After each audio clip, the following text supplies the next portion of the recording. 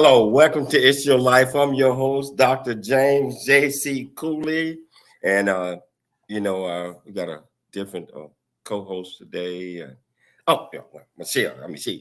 She got things to do. So, Dr. Mantell is today's Michelle. How you doing, Doc? How you doing, sir? I'm doing fine, Dr. JC. And there is no way in the planet that I'm going to be able to sit in for Dr. Michelle Cooley. This is no way. But I'm honored that I'm here, and we'll try our best. Well, we're gonna try our best, and hey, Doc, we got we do this about once a month. We do this thing called Hot Topics, and I've been waiting on this opportunity. Actually, this 5 weeks this time, and I know Joshua Goldsmith is on the panel. He's probably going to beat me up because he loved to be a part of this panel. And we got an all-star panel that we're going to talk about. But I want to introduce our viewers and our listeners to the topics that we're going to talk about today, and we got some good ones, Doc. We got some good topics today. And so, first of all, I just want them to see what we're talking about. Here we go.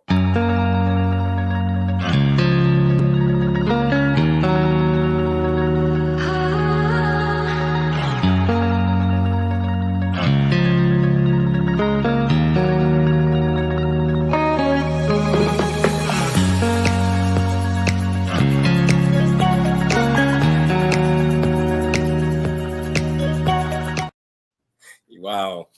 As you see, we got three major topics that we're going to try to touch bases on all of them. So, the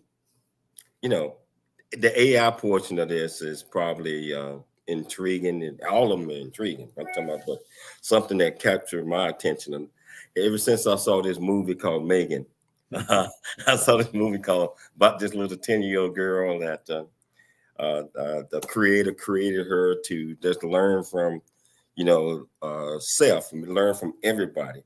And she gathered so much knowledge that I'm not going to give away, but she could not be controlled. She was smarter than anybody. She can see things. She can tell how you're feeling. She can look at your eyes, know whether you're scared. So AI has evolved, I believe, into that situation today. And so, hey, Doc, we're going to talk about now. What are your quick thoughts on that particular topic? My goodness, I think that when Elon Musk came out and said that he was concerned that AI could lead to destruction, to civilization destruction, that raised everyone's concern. But here you and I are in a form of AI, hundreds of miles away, talking to people thousands of miles away, all around the world. So there's good that can come from artificial intelligence. And I know we're going to have, this is a really hot topic. If the discussion that we've had before this show started with Josh and Theresa is any indication, folks, get ready. You're not going to believe this discussion. Wow. And that's going to be a great discussion. But we got two others, Doc. We're also going to talk about why so many people aren't or not, if you want to use proper English, are not financially prepared to retire. Everybody have heard the term, most people don't plan to fail, they fail to plan. And many people wait until they are 50 to start saying, okay, now I got to put away for retirement. Life expectancy is like 70 years old. So I think that's a very important topic, and I can't wait to hear what Joshua Goldsmith got to say about that. He's one of the panelists we're going to talk about in a minute. The one thing I just got to interrupt about this, lifespan is, we usually say 70? I'm in trouble. What, Doc? You're not the ordinary type of guy. You got another 100 years. Oh, please, God. Okay, go ahead. You got another 100 years. Go ahead. This is a great show. And another thing, Doc, one that you always talk about is why so many people. Well, we talking about an age in America, just like what we just talked about, and there is a shortage of a looming shortage of healthcare workers. We're talking about doctors. We're talking about physicians. We're talking about mental health. We just talk about everything. And what are your thoughts on that topic? Well, the aging population is increasing. The financial burdens on the homes and the community retirement, the retirement communities, excuse me, are mounting. They can't afford to pay people. People don't want to work for the pressure that they feel for less money. So this has become a real crisis. People need care, but we don't have people. We can't afford to pay people to take care of them. And so we're going to talk about the social determinants of health as part of this, because poverty, the economy, lack of health care, this really hurts the aging population. Wow. Doc, I can't wait to just meet this panel right now. So let's introduce our panel. And you know what? I'm not going to have time in order to read all their bios. So we're going to give each one of them about a minute, 15 seconds to introduce themselves and just say a little something. First of all, the first panelist that I want to introduce you all to is Theresa Diamond. She's been on the show several times and will be on several more times. So how you doing, Theresa? Welcome to the show. Hi, thank you for having me. Can you tell our viewers and our listeners just a little bit about you? Like 1 minute or less. Okay. I'm never short on words, but I'm a native New Yorker. I have a lot of opinions about a lot of things. And mostly my career has been dedicated to criminal defense work as a mitigation specialist and do death penalty cases. But I've seen a lot and I've been a lot of places. And so that kind of forms a lot of the opinions that I have about things in the world. Wow. It's always a pleasure having you on the show, Theresa. Thank you. And it's going to be fun. Our next panelist is the one and only Joshua Goldsmith, who has been on the show several times. Always opinionated, never short of words either. Hey, how you doing, Josh? How you doing, my friend? Can you tell our viewers and listeners a little bit about you? Oh, I'm doing fantastic. Thanks for having me here. I am a financial advisor. I own Goldsmith Financial. I help people plan for retirement, prepare for some of the pitfalls along the way, long-term care, life insurance. I kind of do a little bit of everything. I'm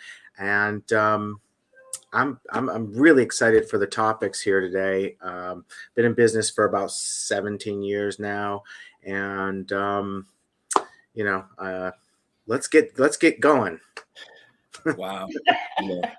And it's always a pleasure having you on. Last but not least, we got the fabulous Dr.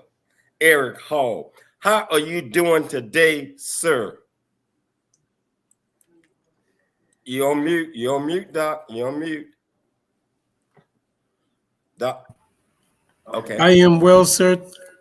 Thank you for having me, everyone. Greetings. Hi. Can you tell our viewers and listeners just a little bit about you? Absolutely. I'm a native Newark, New Jersey.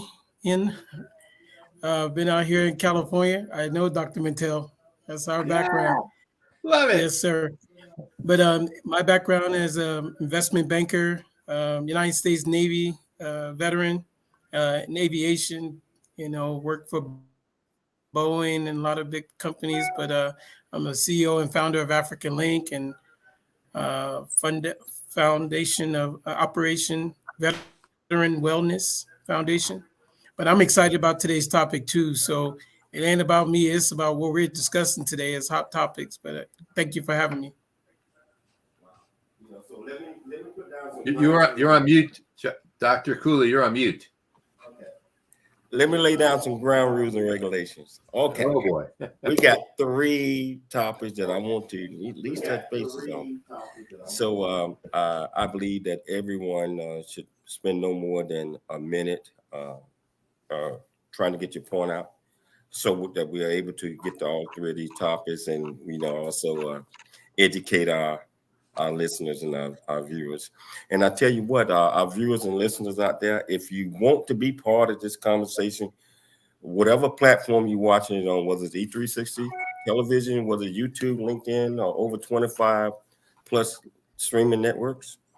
All you do is just go to the comments, ask this panel any questions that you want, or join the panel. I mean, I'll let you in. You just raise your hand and say, I want to be part of it too.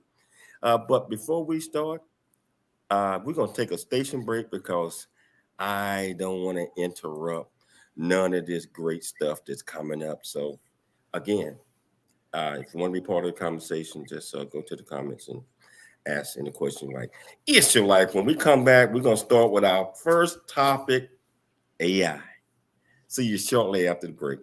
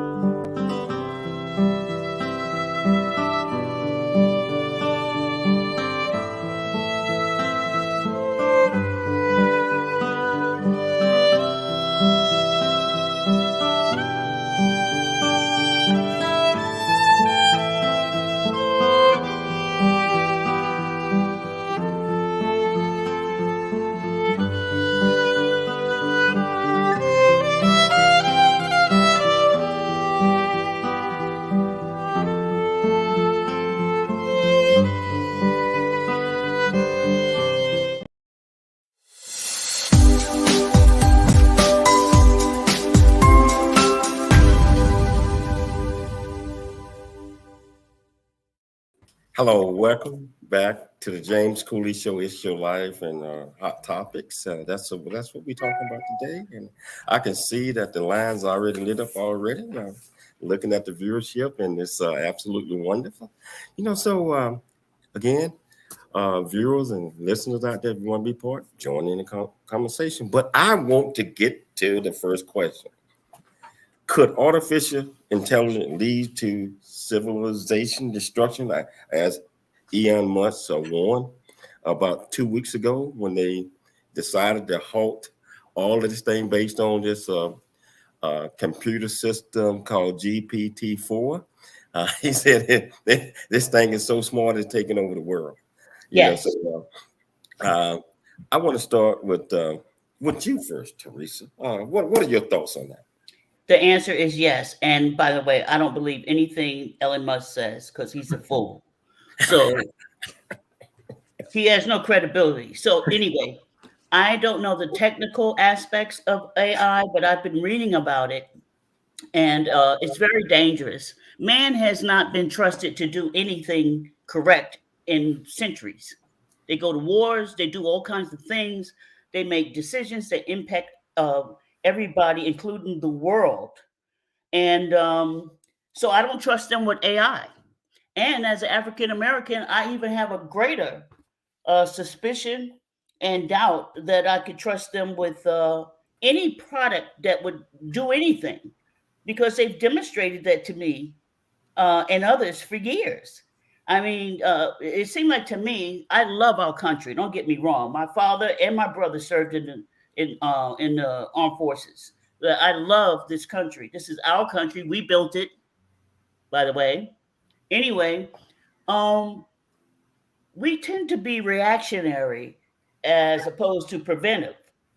And what I mean by that, you just take the example of the internet.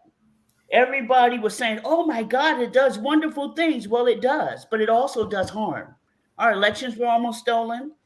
Children are being, ripped apart by some of the things that these things, they didn't put any guardrails. Now they're talking 20 years later, 25 years later, about putting guardrails in place. And they're not doing that with AI. AI is already here and taking off.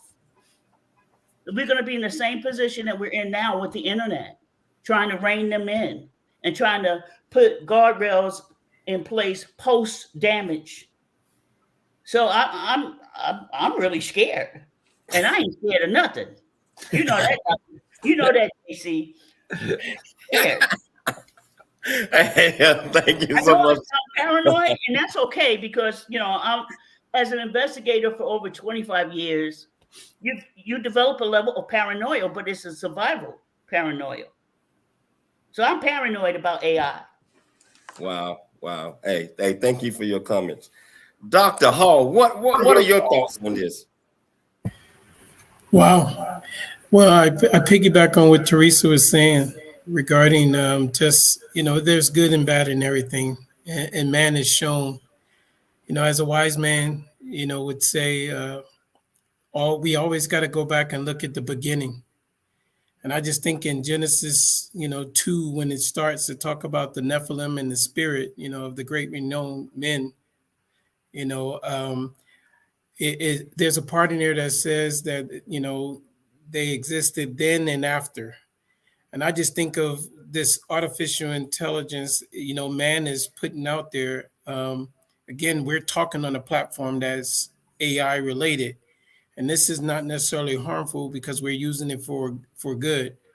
But when we talk about what can be done in a negative way, there's a lot of negative connotation that goes with that. And I just think that the spirit of man, like God said, has been evil continuously, that those are the things that they're utilizing AI for in the negative sense, that man will, find a way to mess anything up, So That's just my thoughts.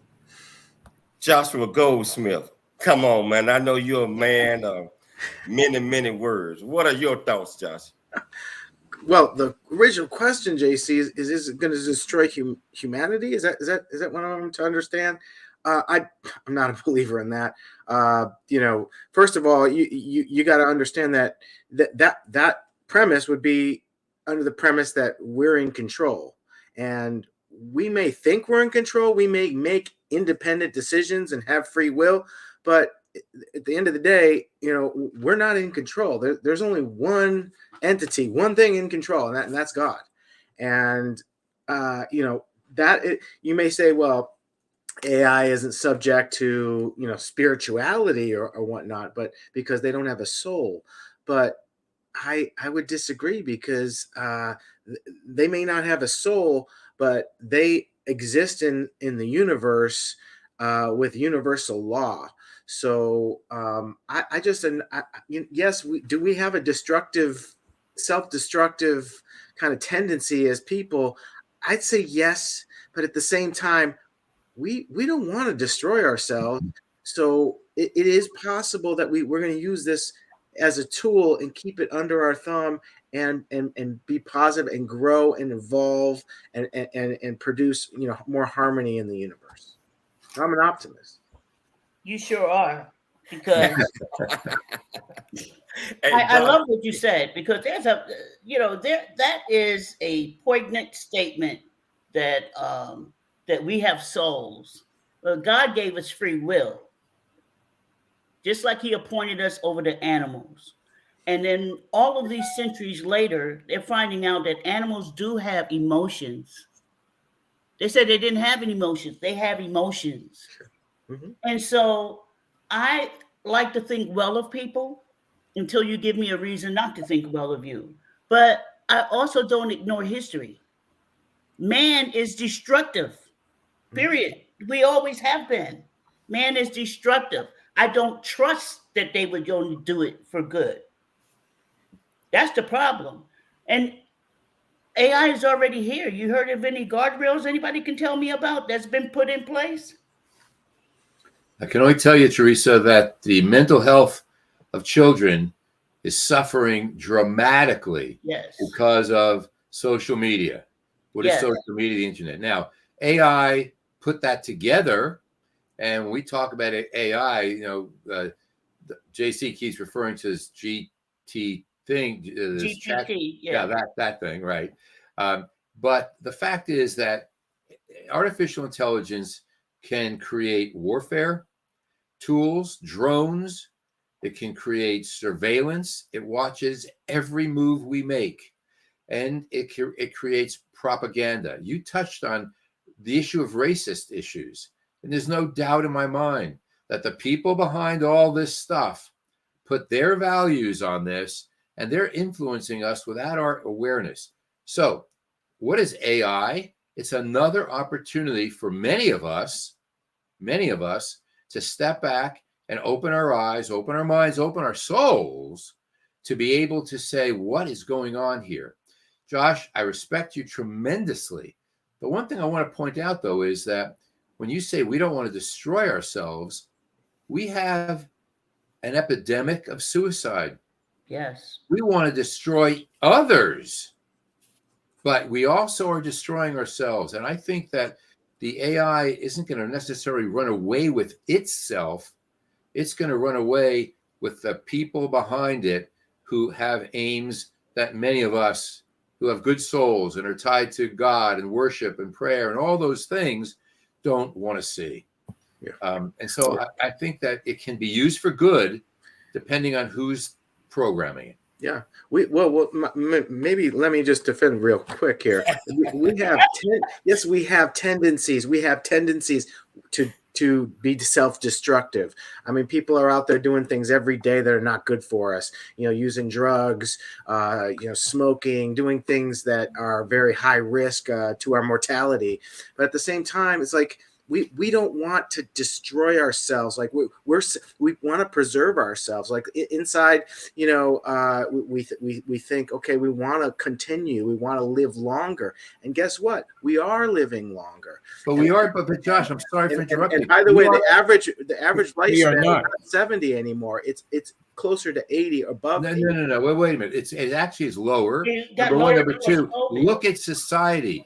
Society is decrepit. It's breaking down. It's corrosive. Drugs, racism, poverty, inadequate health access, Putin and Ukraine. Where I would love I would love Louis Armstrong's song. I see trees of green and I'd love to sing that. And people think I live in a bubble. Oh yeah, he's in a bubble. Come into my bubble. It's a beautiful place. But the real world, Theresa, you take over, dear. Well, I wanted to hit on two things. One, Dr. Mantell, is what you said. The internet is a wonderful thing. When Google came to be, you could look for anything. Was I at the table when they decided what to put on there? No. Were you there? No. So the actual premise of who created AI is questionable to me. Their motives are questionable to me. Even if it renders good stuff, the things that you're talking about, I think I read yesterday somewhere that AI had developed a reading program for kids who lost 2 years of school during COVID. That's a wonderful thing. And that they can learn to read. I think they said in 18 months or 8 months. I don't remember because I scanned. But so everything is not bad. But I think as a citizen, we need to question who's making these decisions. Who? Erick, Absolutely. I'd love to hear from you, Erick. From continue on what you had said earlier. A little bit about Yeah, sure. I mean, I think everybody brings valid points, and I think, especially Josh, let's not beat up on Josh Day, but in that optimistic space that you have, it's not a reality for us, right? Everything, we're not living longer, we're not getting better, we're not healing, we're not, you know what I mean? There's the world is in a shamble. We're closer to World War III than the Kumbaya moment, and Hollywood has been showing us for years, the iRobots of the world, I think, Doc, you talked about a movie you recently seen with Megan. You know, it's showing you that when the wrong people are behind some of these things, and like Theresa's point, who's behind it? You know, when we think about these shows and movies, it's always been that shift between good and evil. Those are the spiritual powers that's always going to be there. And the God of this world, as we know, has been roaming this earth back and forth like a roaring lion seeking to devour. So what's going to change here? So you put this technology that man has created, if you will, and then take that same kind of concept that Theresa mentioned about free will, and that given that artificial intelligence the ability to think that it can think on its own, man, you think about it. The wrong person behind it say, look at what they're doing in New York. They said they're doing the New York City Police Department has just released robots to be on the street. Now, if the same racist connotation that Theresa talks about is programmed in there, like when, you know, they do racial profiling now. So now every African American this robot sees is supposed to be suspicious now and programmed to now start looking at things and following this guy. And then imagine when they get a robot puts a person in custody on their own. The pressure, the force, what they do, the robot can't say my life was threatened like the people could say, but they can still use those defensive tactics to put a knee on the neck, if you will.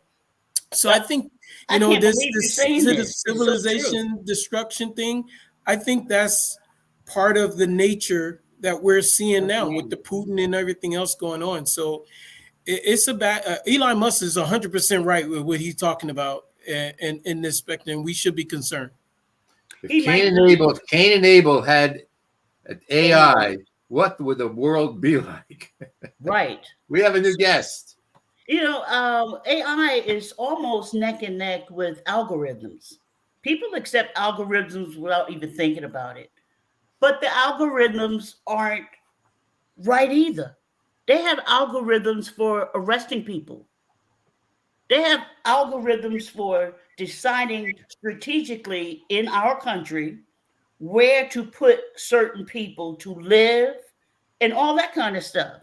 This is a destructive thing because nobody knows who. Can anybody on this panel tell me who is behind creating algorithms for their work environment?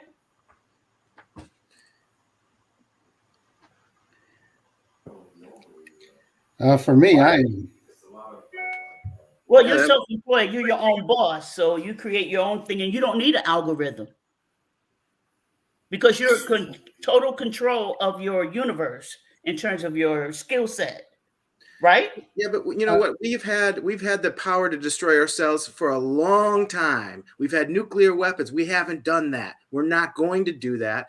We're going to use this tool responsibly. We've put a pause for 6 months because we want to wrap our heads. We want to understand it. Remember, we press the button on the AI to activate it. We're the ones in control. Josh? We're going to maintain that control because we are responsible as a people. We have evolved. Healthcare is advancing. It is helping us to advance healthcare. We are living longer, contrary to what, I don't know where you guys been getting your information, but actually life expectancy for a female is 83 years old. And if you're above the age of 65, it increases to your late 80s. So the older you get, the higher life expectancy. I'm not talking just the last few years with COVID and everything. Yes, that's impacted. But I'm sorry, JC, you're on mute. Can't hear you, JC. We can't hear you. We're going to have to take a station break right here. All of this is great. But when we come back from the station break, we're going to get Dr. Clement Johnson. We're going to get his opinion on what he think about AI. I tell you what, out there, wherever you're watching this at, I know you're having fun. If you want to be part of the conversation, all you have to do is just go to the comments and ask any questions you want to, or ask your own. Be part of it. It's your life. I'm Dr. James J.C. Cooley. We'll be back shortly after the break. I never wanna leave. Yeah, I'm right where I wanna be. We got something you and me, and I can't get rid of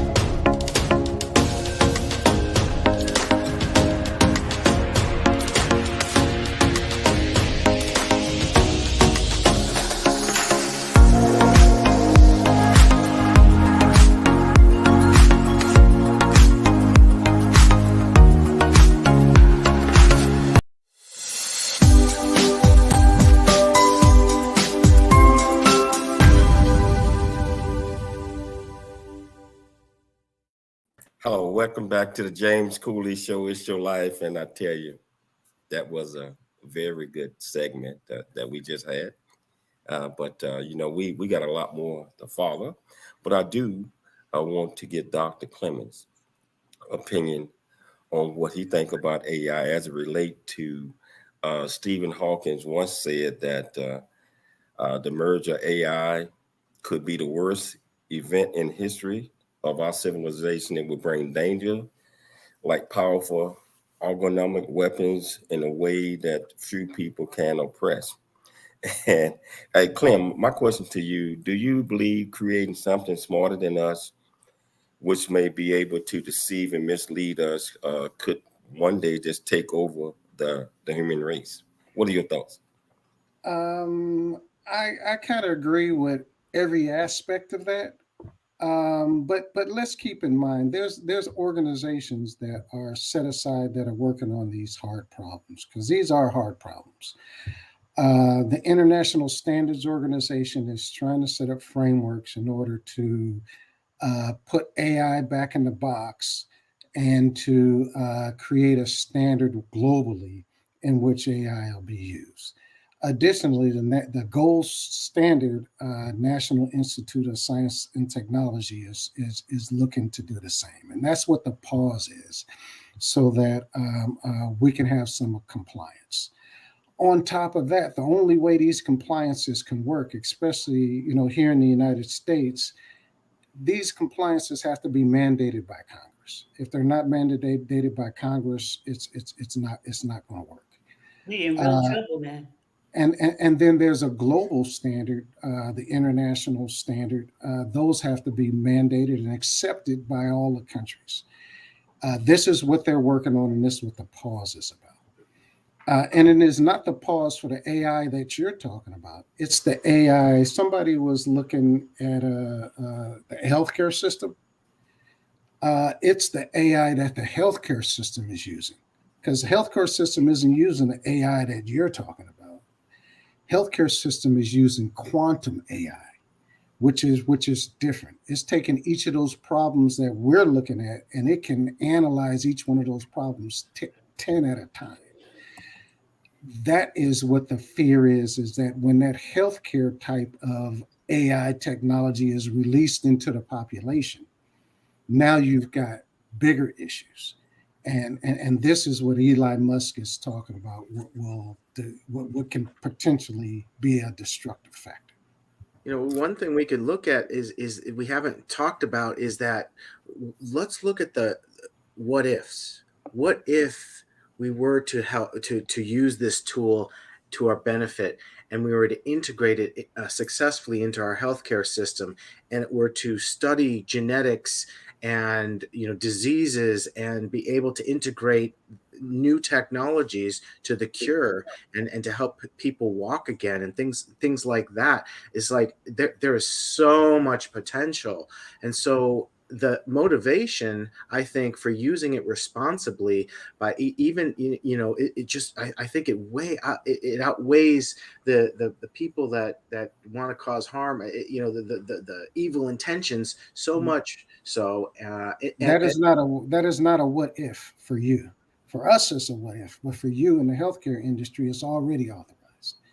That's how we came up with the cures for COVID, is because it was super authorized within the medical industry. You have the only industry that the full and maximum intent of artificial intelligence has been released. So and all those what ifs and the medical and the research, all that stuff is good. Do you think it's already operating at maximum potential in the healthcare? Is that what I'm hearing? Is that what you said? No, I did not say that. I said it's already operating within the healthcare industry. The maximum potential, I can't speak. And I think to everybody's point, and I'm sorry, Theresa, but I just wanted to say where Josh is being the optimist of the group right now, it's the intention of the heart, and I think what Josh is saying, if the prevailing part of this can be used for good, there can be a lot of benefits for us, and we all agree. You know, the algorithms we've been discussing is helping the stock market and all that, but it's not going to stop it from the crash that we're going to have, right? It's not going to stop it from the, Whoa, whoa, you know, we whoa. I go got to to the, interrupt you there. It's like, is there a certainty that we're going to have a crash, Eric, here? Please, because I need to know. Ask Thank you, Josh. AI. Thank you, Josh. It's not Ask gonna, AI. there's no certainty about that.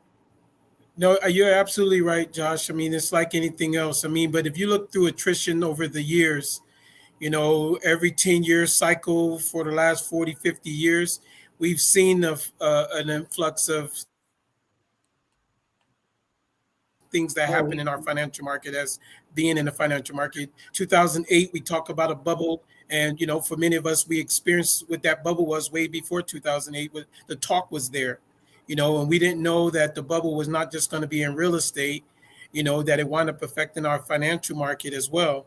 And so for many people that had their eggs in one basket, you know, lost their tails off, right? So we know through cycles and timelines that there's things through attrition that's going to happen. So now when you're looking at devaluating the dollar, the history shows what other countries have experienced when hyperinflation happens. So look at all of us sudden that we go from a 2% interest rate all the way to 8 in a matter of a year, when we've been hanging around that 1%, 2% range for the last 5 or 6 years, right? So prior to COVID. So I just think that, you know, there's certain things we can't overlook because we'll be blinded by everything. I'm not a conspiracy theory thing. There's facts out here that can talk about these financial sectors of things that's happening. What's going on with BRICS, as we're kind of getting away from the topic of artificial intelligence, but you have to look at it all because it's all relevant to the human race, right? So I just think everybody's on point with what we're saying. It's just we're not the controlling factors to what happens using with the AI. market as an indication that we're going in the wrong directions with AI, I can't agree. It's like inflation, yes. I mean, we've had some extra inflation. It's a normal function of the markets. We've had underinflation for over 10 years. We haven't had any interest rates, right? Zero interest rates. So now we're balancing it out. Last year, the S&P lost 18%. This year, we're very positive. So, I mean, you know, as far as the markets go, I have not seen a healthier market, in my opinion, regarding the S&P 500 than I have seen since. Actually, I can't remember, you know, because we've been going straight up for over 10 Josh, years. that's great in theory from a financial market standpoint, but for the mother that got to go buy food for her children and paying $13 for a dozen of eggs, I mean, we got to get back to what Let's focus should be. If we go back to AI, let's stick with that topic. Okay, I'm going to stick with the AI topic here, and what I will say is the big business piece and all of that we're seeing, that's fine. But what AI is unleashing, and look at Chat GPT, it is unleashing that power and those tools to the average person. The average person can go into Chat GPT right now and write an entire software program in 15 seconds right now. The way business is going to be done and us reaching out, we need a big business for this. We need to go to Walmart for this. Small businesses and individuals are going to be able to capture this within the future of AI, and business the way we see it being done now is going to be totally different. And for those that want to operate in the big business markets, they can do that, but it's going to be a whole different undercurrent. And you're going to look at the jobs market, and it's going to be going down, and you're going to be looking on your street, and everybody's going to be driving Bentleys. Teresa, you got a question, and you got a question. Then we're going to change topics. Okay, Dr. Clem, you said something that was really interesting to me. You said that some organization in the sciences are the ones who are trying to figure out some standards for AI worldwide, right? Yes, that's International Standards Organization. Where do those people come from? The international standards organizations are the ones that regulate the international internet. They're the ones that regulate infrastructure. They're the ones that regulate cybersecurity globally. Aren't they the same people who were supposed to oversee the internet? I mean, just when Google came about. I mean, aren't these the same people? Yes. These are the same people that Okay, I are made my point. just take a look at you're looking at a framework that is what a certain area that you're interested in, but the entire sphere of what the internet it is, trust me, they are serving you well, because what is and what could be, there's a large gap, and the issues you have, although they are valid, the other stuff that you're not seeing is being controlled by these international organizations and reaching out to get those bad state actors out of your kitchen. I'd like to learn more about that. Where could I go for a resource? Go to ISO and Mhm. type in ISO on the internet and just go to videos, and then you'll get some videos that'll break down what the international Okay. science organization does, And and you'll then be using- also NIST And and you'll be using AI for good research. And that's the point of this, I think. It's a tool. And we hope people use the tool well. And That's the thankfully they hope, are. right? And that's where we are. But we have some other questions here. Well, no. Hold on. We're going to take a station break. Okay. This has been such a wonderful topic, but we're going to come back and we're going to change the topic a little bit. So I tell you, AI, just learning about this fascinating, we call it an invention, probably about 15, 20 years ago, where it's evolved into where it's we got to get some type of standards and some type of control over it. Otherwise, the machines are going to be telling us what to do, when to do it, how to do it. Actually, they're going to be speaking in our own voice. So I tell you, we're going to take a station break, but we're going to come back and we're going to pick it up again with a different topic. It's Your Life. I'm Dr. James J.C. Cooley. See you shortly after the break. Really get a chance to know who you are. And once you know who you are, you truly know who you are, love who you are. Love who you are. You're a masterpiece. Love who you are. Love who you were born to be.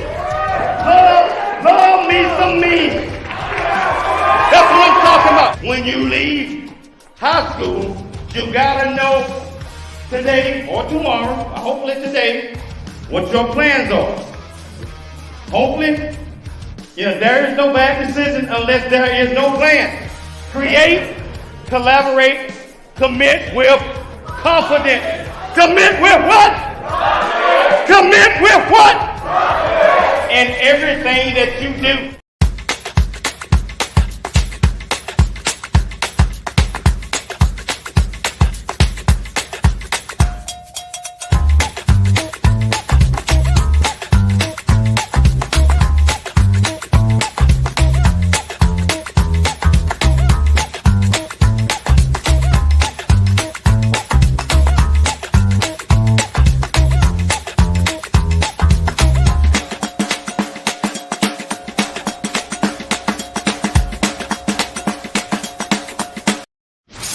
Life is a series of circles and cycles, phrases and stages. These experiences teach you the lessons of life. You can either ignore them or embrace them. Welcome to It's Your Life with James Cooley. James is a motivational speaker, author, military veteran, and founder of the J.C. Cooley Foundation. James is here to equip you to strive for greatness and overcome adversity. It's time to get you equipped today for the challenges of tomorrow. Now, here's the host of It's Your Life, James Cooley.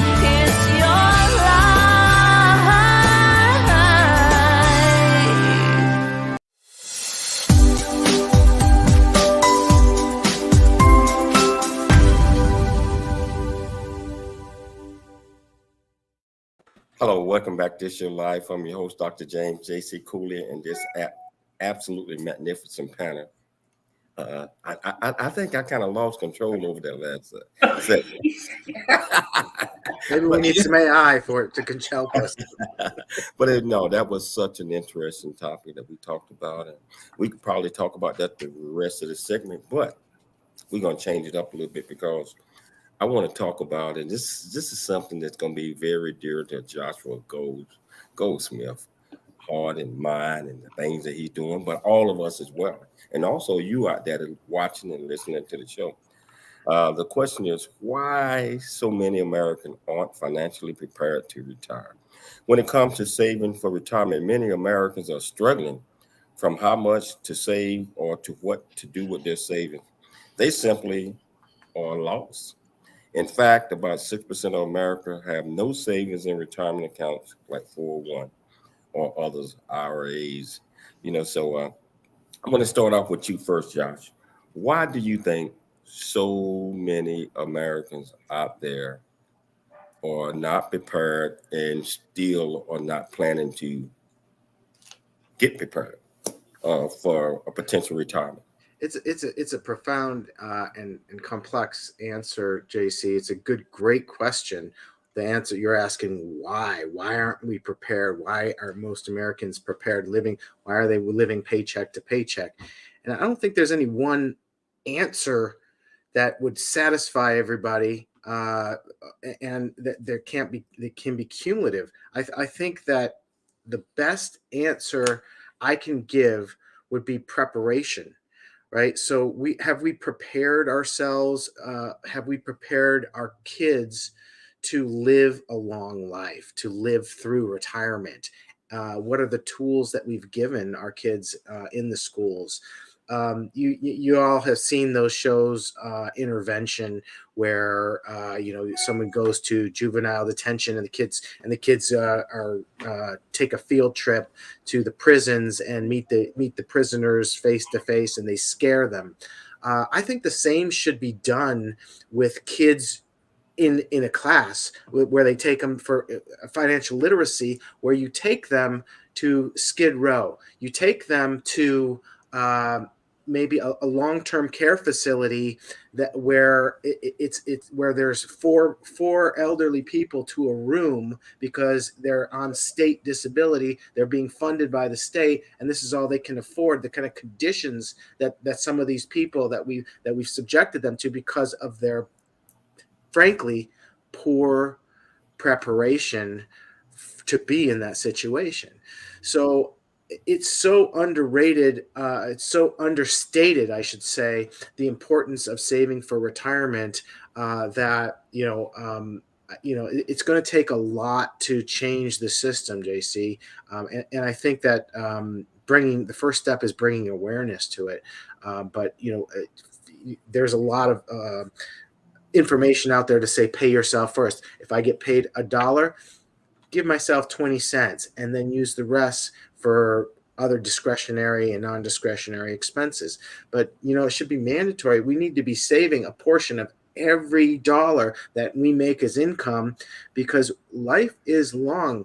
Contrary to what you think when you're young, you're never gonna get there. It's like you have the whole world at your feet. Life goes by very fast, and we've got to prepare for times that we have to prepare, and I believe you need to pay yourself first. And Dr. Mantell, what are your thoughts on that? Well, I'll tell you, I think that financial literacy, which is what Josh is talking about, is important. People don't have a good understanding of personal finance and retirement planning. Many Americans haven't saved enough to cover their retirement expenses. And one study by the Federal Reserve, I think it was, said that 31% of non-retired adults have no retirement savings, and about 20% have less than $5,000. But let's look at major cities in America. Retirement savings, we're talking about people who barely have jobs. We're talking about incredibly low wages and enormous debt, enormous expenses, barely feeding a family. So this sounds like, wonderful, nice talk, retirement, but we need to talk about the real world. Many Americans work low-paying jobs that don't provide benefits such as retirement plans or even health insurance. And this can make it very difficult for thinking about retirement. So you talk to some people and you say, retirement, they look at you like, I got to put bread on the table today. I can't worry about tomorrow. So it's a good thing for us to be talking about. We need to be doing that. But the inequities in our society need to be addressed as part of the issue of, quote, unquote retirement savings? Great answer. Dr. Hall, what are your views on that? I think mine is broken down into two segments because to piggyback on what Josh and Dr. Mantell both said, it's more of a complex situation. When we look at the state of our society today, financial literacy is not being taught the way it should be. That's relevant for us today. Because our model has been broken for a long time. You may have heard the 40-40 plan. Our parents told us, and their parents told them to get a good education, graduate, go work for a company for 40 years and retire, put in 40 hours a week and then retire. So the 40-40 plan don't really exist today. We can't get in a Lockheed or the IBMs of the world and be there for sure for 40 years anymore. So that plan, since that cycle has been broken, we're teaching our kids what? Because we got to teach them about food on the table today, as well as their financial future. So financial literacy is broken in that regard. But I go back to, again, a wise man, I think it was Dr. Mantell, I always talk about we got to go to the beginning, right? And God says in Deuteronomy 8:18 that it is he wants you to remember that it is he, your Lord, thy God, that give you the power to obtain wealth. But it's to establish his covenant.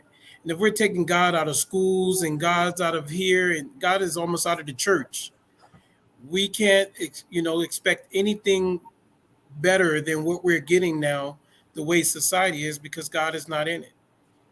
So I just think it's complex, like everyone is saying, and we got to do something different in order to get a different result. They say the definition of insanity is doing the same thing over and over again, but expecting a different result. Josh said preparation. So the 5 P's that I raised my kids and 16 grandkids with is, proper planning prevents poor performance. We got to plan our work and work our plan. So. Wow. We're down to the last couple of minutes. Theresa, I want to get your thoughts, 1 minute or less. First, you're going to time me, huh? Yeah. I knew you were going to say that. You did.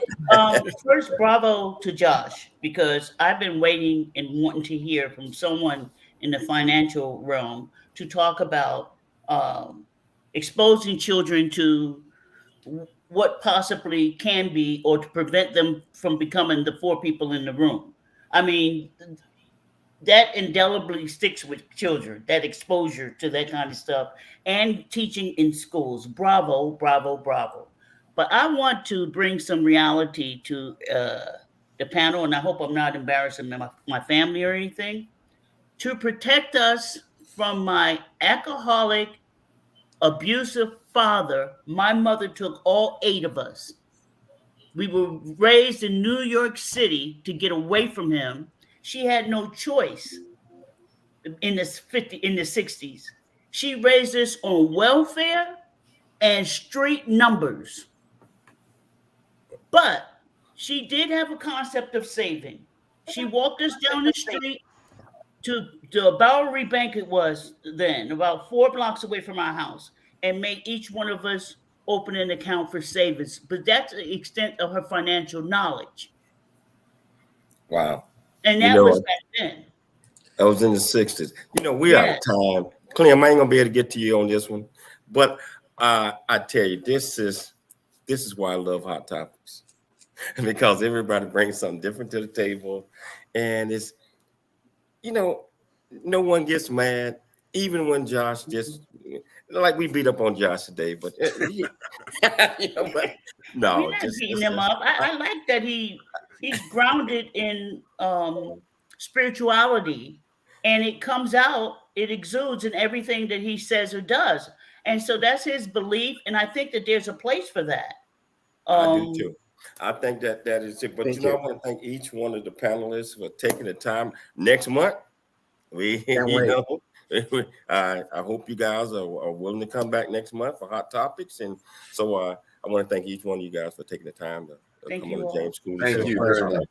I always have to thank my executive producer and co-host, Dr. Michelle Cooley, who always put together great shows and, make sure that we all look good on TV and all that other type of stuff. Most importantly, I'd like to thank our viewers and our listeners for tuning in to the James Cooley Show every single day. It's your life. I want everybody to always dream big, think big, and be big at everything you do. We'll be back next week, all next week, same time, same place. It's your life. See you next week.